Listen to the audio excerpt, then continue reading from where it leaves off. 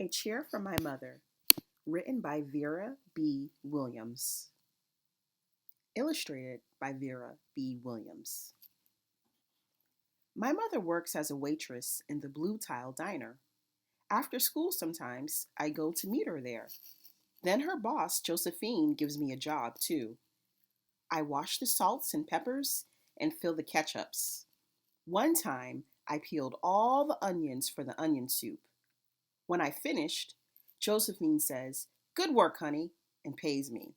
And every time I put half of my money into the jar. It takes a long time to fill a jar this big.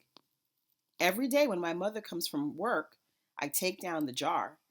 My mama empties all her change from tips out of her purse for me to count. Then we push all of the coins into the jar.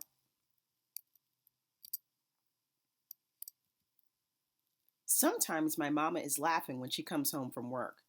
Sometimes she's so tired she falls asleep while I count the money out into piles. Some days she has lots of tips. Some days she has only a little. Then she looks worried.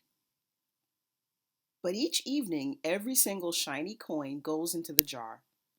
We sit in the kitchen to count the tips. Usually, Grandma sits with us too. While we count, she likes to hum. Often, she has money in her old leather wallet for us. Whenever she gets a good bargain on tomatoes or bananas or something she buys, she puts by the savings and they go into the jar. When we can't get a single other coin into the jar, we are going to take out all the money and go and buy a chair.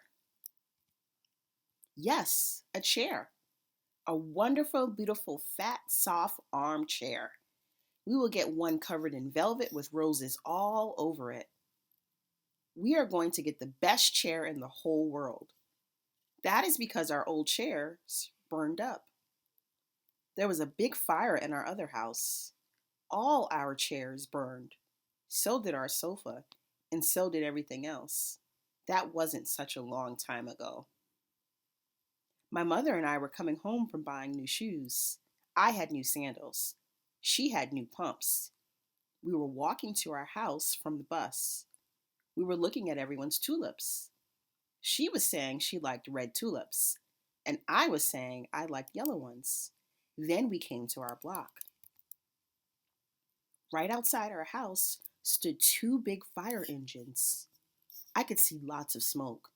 Tall orange flames came out of the roof. All the neighbors stood in a bunch across the street. Mama grabbed my hand and we ran.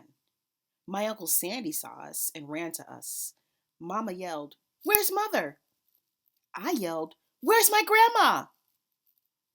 My Aunt Ida waved and shouted, "She's here! She's here! She's okay, don't worry." Grandma was all right. Our cat was safe too, though it took a while to find her. But everything else in our whole house was spoiled. What was left of the house was turned to charcoal and ashes. We went to stay with my mother's sister, Aunt Ida, and Uncle Sandy. Then we were able to move into the apartment downstairs. We painted the walls yellow, the floors were all shiny, but the rooms were very empty.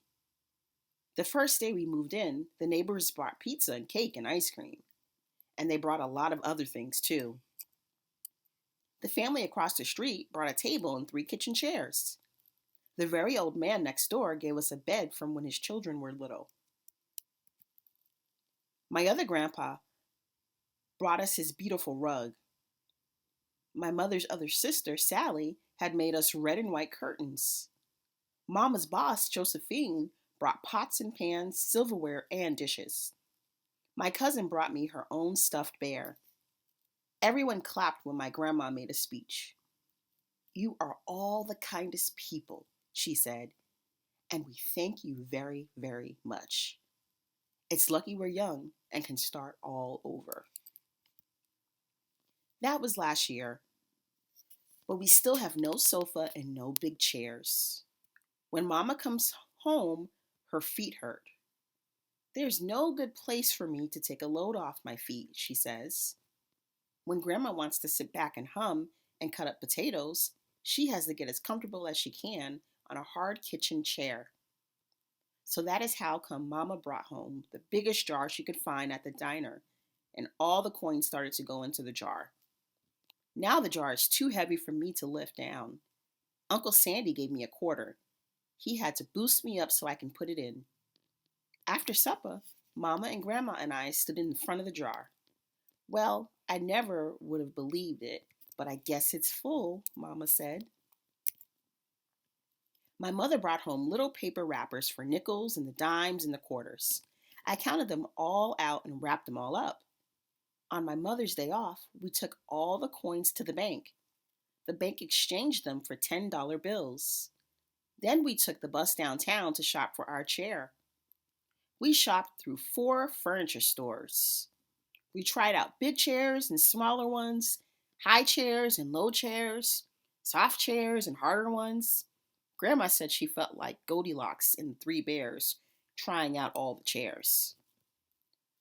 Finally, we found the chair we were all dreaming of, and the money in the jar was enough to pay for it.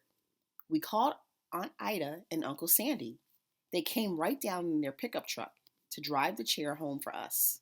They knew we couldn't wait for it to be delivered. I tried out the chair in the back of the truck.